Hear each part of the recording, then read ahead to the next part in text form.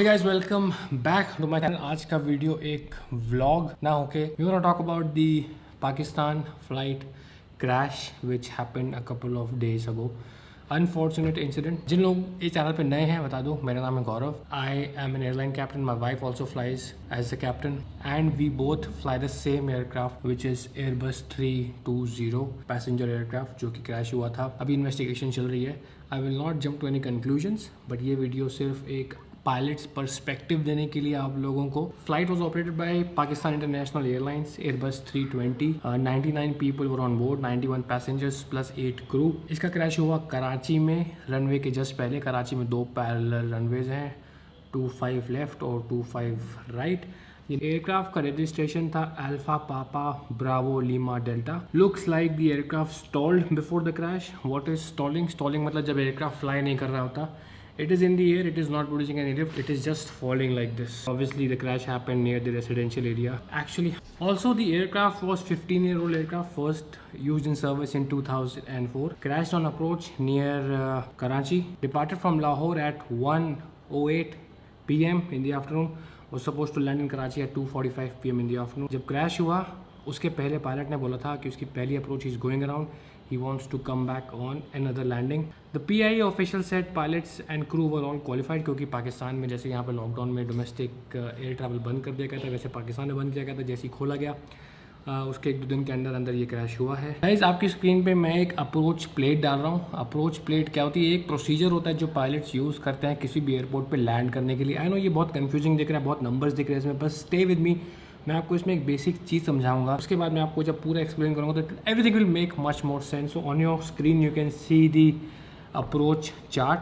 इसमें अगर आप यहाँ देखेंगे जो ये डायग्राम है, this is the final profile of the landing. आपको जो पॉइंट दिख रहा है D6.1, वहाँ पे आपको होना है 2000 फीट, ना 2000 फीट के ऊपर ना नीचे. ऊपर होंगे तो आप हाई हो जाएंगे, नीचे होंगे ऑब्वियसली आप लो हो जाएंगे. सो 6 माइल लमसम रनवे से आपको होना है 2000 फीट. अब हम लोग चलते हैं ATC और पायलट की क्या कम्युनिकेशन हुई. ये कम्युनिकेशन मैंने बहुत बार सुनी क्योंकि इसमें बहुत ज़्यादा कन्फ्यूजन है.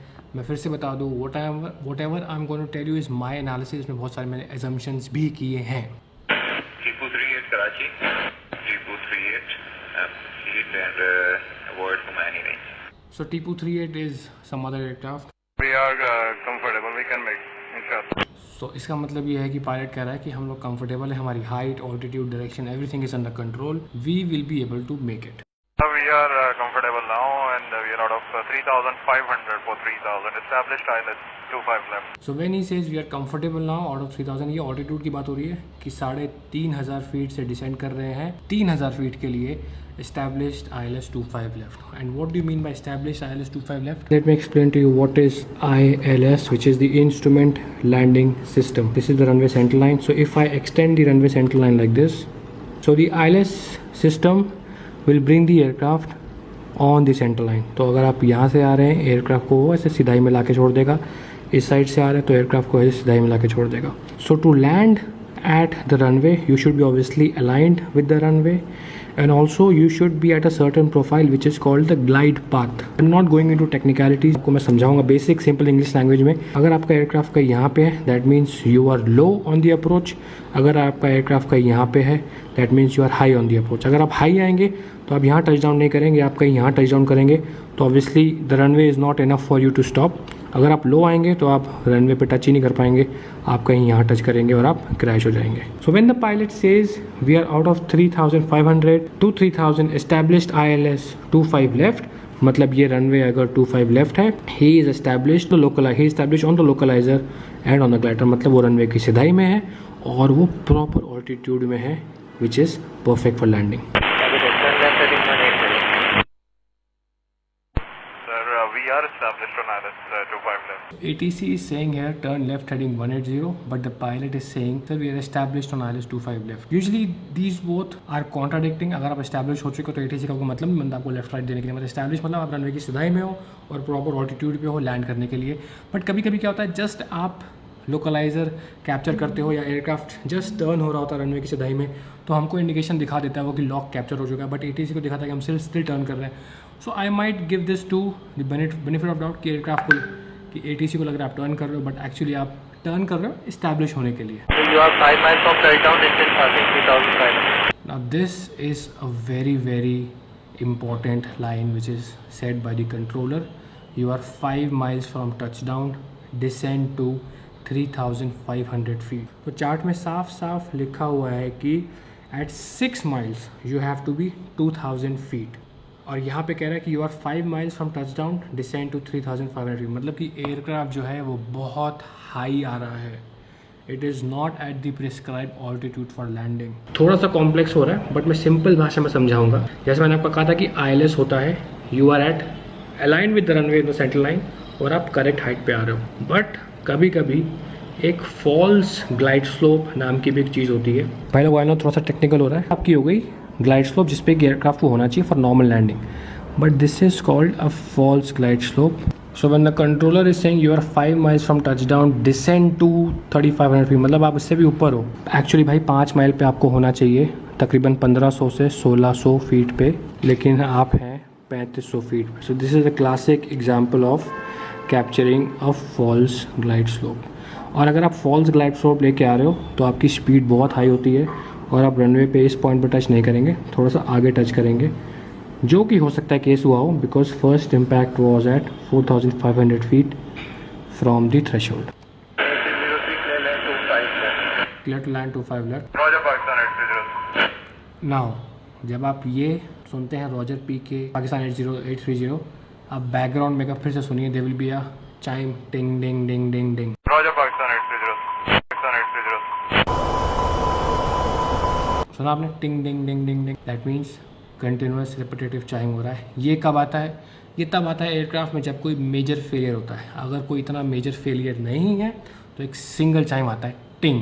अगर एयरक्राफ्ट में कोई मेजर फेलियर है तो रिपीटेटिव चाइम आता है, टिंग डिंग डिंग डिंग डिंग डिंग. थोड़ा सा आपको रोकना चाहूँगा और बताऊँगा कि इसके पहले क्या हुआ होगा जो पिक्चर्स बताती हैं. If you see this picture on your screen you will see both the engines have a black line at the bottom, मतलब इंजन स्क्रैप है. बेली लैंडिंग एयरक्राफ्ट अटेम्प्ट कर चुका था. If you see this graph which is from the flight radar, this is the take off point. Aircraft ने take off किया, cruise किया. Short flight थी, distance ज़्यादा नहीं, लाहौर कराची का. ये टॉप ऑफ डिसेंट है, एयरक्राफ्ट ने डिसेंड किया. Now you see there is a touch, that means aircraft ने ग्राउंड को टच किया, दोबारा उसने टेक ऑफ किया.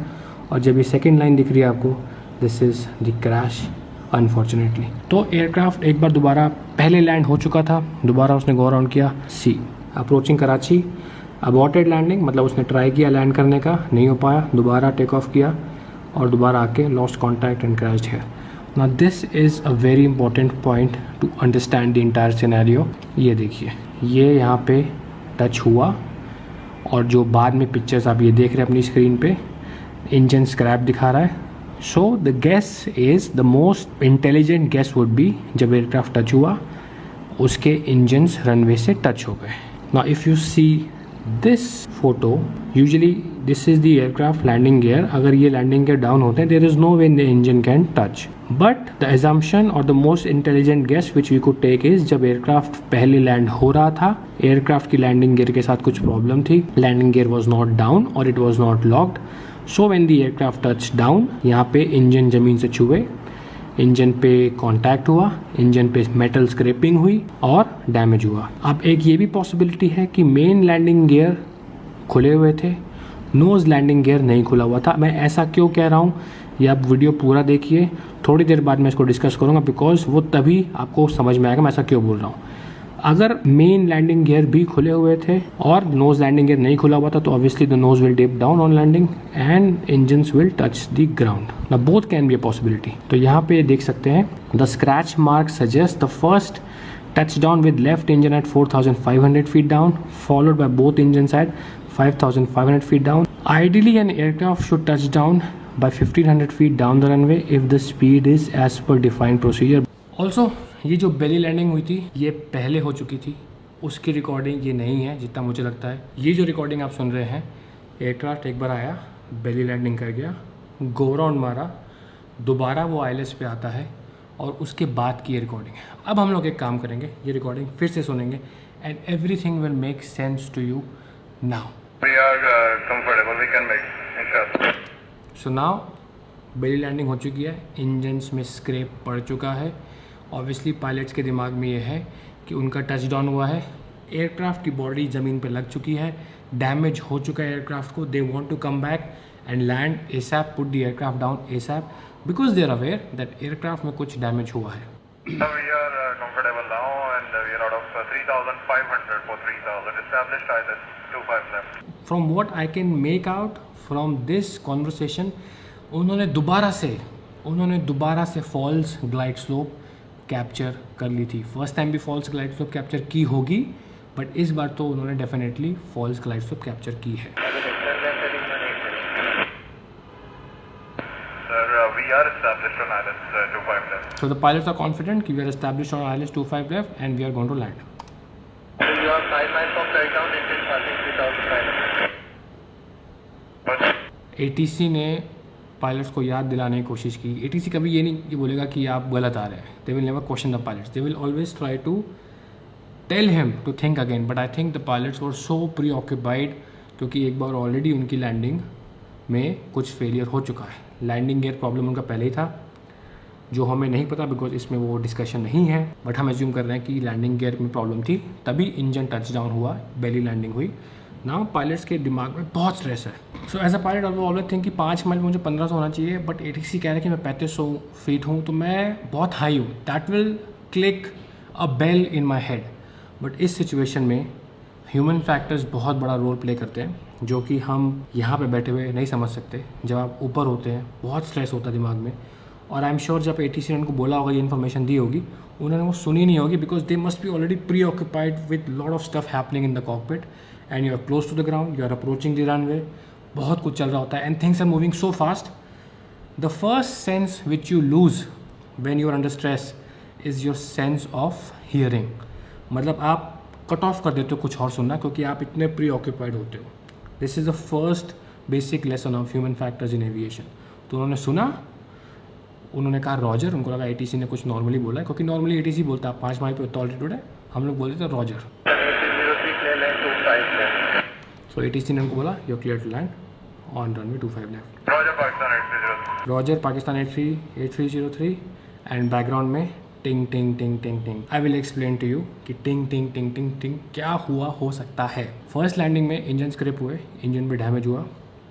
अब वो लोग लैंडिंग करने आ रहे हैं. मेरे ख्याल से ये इंजन की वार्निंग थी कि इनकी इंजन में फायर हो गया है या तो इंजन फ्लेम आउट हो गया है, और दोनों इंजन सब काम करना बंद कर देते हैं इस पॉइंट पे, which is a very very scary situation for any pilot. 9878, contact Tehran 120.3, good day. 303 going around. Okay, PK 8303 going around मतलब going around is a procedure when pilot opens full throttle, full power देते हैं वो engines में, engines full power produce करते हैं. अगर आप landing के लिए ऐसे आ रहे थे, आप you again gain altitude, you climb up and you come back for landing. अब इस केस में this is again my understanding, my guess with the limited amount of resources I have, कि जैसे ही उनको टिंग टिंग टिंग टिंग बजा, उन्होंने इंस्टिंक्टिवली पावर डाली और उन्होंने कहा कि हम ये अप्रोच नहीं कर रहे हैं, हम गो राउंड करेंगे और दोबारा लैंडिंग के लिए आएंगे. और यू मस्ट बी थिंकिंग कि दोनों इंजन्स अगर फेल हो रहे हैं तो वो ऐसा क्यों कर रहे हैं, देखते हैं भी आगे. So this is the instruction given by ATC कि आप दोबारा 3500 फीट क्लाइंब करें और वहाँ जाके हमें रिपोर्ट करें. Pakistan 8303, we would like to come again for ILS 25 left. Aircraft ने कहा कि हम दोबारा लैंडिंग के लिए आने की कोशिश करेंगे. We would like to come again for ILS 25 left. तो गाइस यहाँ पे आपको मैं एक और छोटा सा डायग्राम दिखाना चाहूँगा. This is the runway 25 left जहाँ पे एयरक्राफ्ट लैंडिंग के लिए आ रहा था. This is your north direction, south direction, east west, जो मैंने हेडिंग से दिया हुआ 270, 090, साउथ 180. ये एयरक्राफ्ट आ रहा था, इसने गो राउंड मारा. एयरक्राफ्ट ने कहा कि मुझे दोबारा ILS के लिए आना, मतलब मेरे को दोबारा आप वेक्टर करके यहाँ पे डाल दो कहीं. मान लो ये पेज बड़ा है तो कहीं यहाँ डाल दो ताकि मैं दोबारा यहाँ से आके लैंड कर सकूँ. ATC ने बोला टर्न लेफ्ट, क्योंकि ऑब्वियसली एयरक्राफ्ट का डायरेक्शन ये होगा, टर्न लेफ्ट हेडिंग 110. सो 110 कहाँ पे होगा? अगर 090 यहाँ पे है, 180 यहाँ पे, तो 110 कहीं यहीं पे होगा. तो ATC ने उसको कहा turn left heading 110. So this was the instruction. I hope diagram से थोड़ा ज़्यादा क्लियर हो गया होगा आपको. तो बेसिकली ATC का दिमाग में क्या चल रहा था, एयरक्राफ्ट को मैं यहाँ से घुमा के, तो if this is the extended centre line, यहाँ से घुमा के एयरक्राफ्ट को मैं यहाँ से लाके दोबारा उसको यहाँ डाल दूंगा इस डायरेक्शन में, ताकि वो लैंडिंग के लिए चला जाए। Turn left heading 110, climb 3000. Left heading confirm. From left heading 110, climb 3000. 110, climb 3000, Pakistan 86. 8303, you are jumping altitude. Very important line, ATC उसको बोलता है Pakistan 8303, you are dropping altitude 2000 feet. मतलब इंस्ट्रक्शंस दिए थे 3000 क्लाइंब करने को, बट आप 2000 फीट पर ड्रॉप हो रहे हो। This sentence makes me sure कि pilots had lost both engines. Why ऐसे both engines and not one engine? दोनों इंजन्स के नीचे पे स्क्रैपिंग थी, दोनों इंजन्स डैमेज हुए थे। जब उन्होंने गो राउंड मारा, सो गो राउंड में क्या है गाइस, पूरी इंजन की पावर लगती है and engine runs at full capacity. अगर कुछ भी इसमें प्रॉब्लम है, ज़्यादा चांसेस हैं कुछ फेल होने के। अगर आपका गाड़ी का इंजन ख़राब है और आप 40 की स्पीड में चला रहे हो, may be it will survive, but ना अगर पूरा एक्सीलेटर आप क्रैंक कर देते हो कि गाड़ी का मैक्सिमम परफॉर्मेंस निकालना है, गाड़ी टूटी हुई है बट फिर भी मैक्सिमम परफॉर्मेंस निकालना है, the chances of failure are much more. एक भी इंजन अगर एयरक्राफ्ट का सही होता तो एयरक्राफ्ट ऑल्टीट्यूड लॉस नहीं करता। The aircraft is fully capable of flying with one engine failed and one engine functional. The aircraft we fly or aircraft you fly are fully certified for flying on one engine. But यहाँ पे दोनों engine fail हो चुके हैं, इसीलिए the aircraft is dropping altitude. Sir, we have just give me 2000. So I think the pilots realized कि वो 3000 climb नहीं कर पाएंगे. He asked for a special instruction. Just I want to maintain 2000 feet. Maintain 2000 feet. 8303, more Charlie showing. Now the controller again says mode Charlie showing 1800 feet. I will not go into what is mode Charlie, but उसके instrument में दिखा रहा था कि आप 2000 भी maintain नहीं कर पा रहे। So now what I think is pilots realize 3000 climb करना नहीं कर सकते, 2000 मेंटेन करते हैं।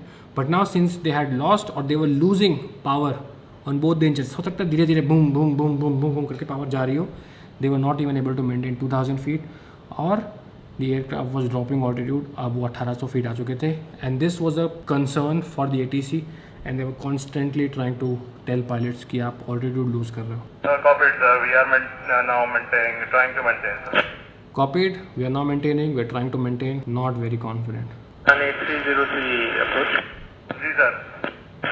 Appears to be turning left. Inaudible in the transcript, what I believe the pilot says affirm sir। तो कभी कभी हम लोग affirm, copied, जो लोग मुझसे व्हाट्सएप पे बात करते हैं मैं उनको लिख देता हूँ copied, affirm, roger. I use that terminology in my general day-to-day life. So I think the pilot said affirm sir. Controller ने पूछा you appear to be turning left, affirm sir. Just my analysis trying to explain what might have happened. This was the runway. Aircraft कहीं यहाँ से आ रहा था, यहाँ पे उसने कहा कि मैं गो राउंड कर रहा हूँ, मैं लैंड नहीं कर पाऊँगा। एयरक्राफ्ट ATC ने कहा कि ओके टर्न लेफ्ट हेडिंग 110 ये थी, ठीक है। एयरक्राफ्ट ने कहा कि मैं 2000 मेंटेन करूँगा, उसने कहा 2000 भी नहीं कर पा रहा, फिर मैं 1800 पे गिर रहा हूँ। Now I think what the aircraft did was aircraft started turning in this direction. ATC ने उसको कहा था maintain heading 110, ATC wanted him to go in this direction.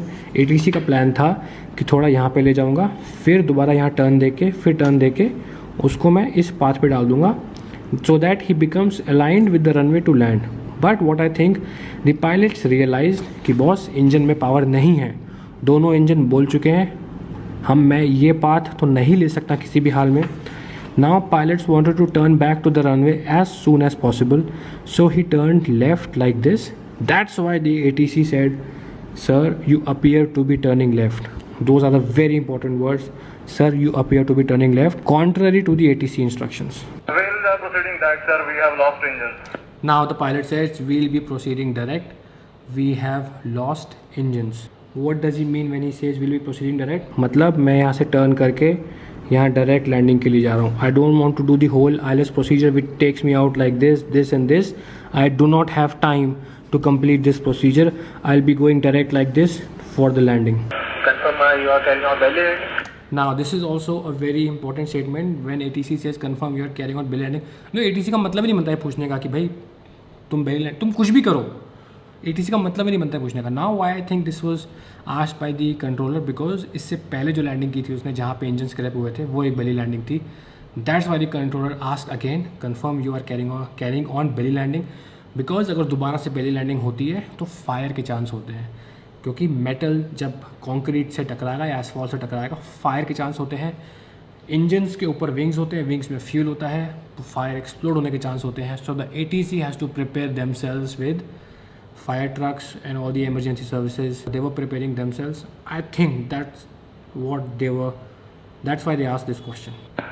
Runway available to land at 25. Now when the ATC knew कि emergency हो चुकी है, he said runway available to land 25. Roger. Roger. Clear, Mayday, Mayday, Mayday, Pakistan 830. Now the pilot says Mayday, Mayday, Mayday. Mayday is an emergency call. That means now this is an emergency situation. और मेडे तभी आप announce करते हैं जब आपके दोनों engine चले जाएं। अगर आपका एक इंजन जाता है देन यू से pan pan pan, which is a urgency situation. Both runways available to land. So when he says mayday, obviously this guy is the priority. He will stop all other traffic. अब ATC की priority है कि भाई इस बंदे को मैं land कराऊँ। वो सब कुछ बंद कर देगा एयरपोर्ट में, बस इस बंदे को उसको लैंड कराना है, उसकी प्रायोरिटी है। 38 Karachi, 38 Karachi. That was the last communication heard from Pakistan 8303. उसके बाद से कोई कांटेक्ट नहीं हुआ। There was a video which was shot by some cameras which you can see that when the aircraft is coming down, उसका rate of descent बहुत ज़्यादा है, उसका एंगल बहुत स्टीप है। जब आप देखेंगे एयरक्राफ्ट लैंड करते हैं इतना स्टीप एंगल नहीं होता, इतनी तेज़ी से वो नीचे नहीं आते। Obviously there is no power in the engine, that's why the aircraft is just falling off from the ground. एक और चीज़, जब दोनों इंजन फेल हुए, आप देखेंगे इस पिक्चर में एक चीज़ होती है RAT which is called the ram air turbine. When both engines fail, engines provide you power for flying, for thrust, and also they provide you lot of other functions like air conditioning, electricity, hydraulics. So जब सब कुछ fail हो जाता है, so the only last resort left with the aircraft is to extend a ram air turbine which is called the rat.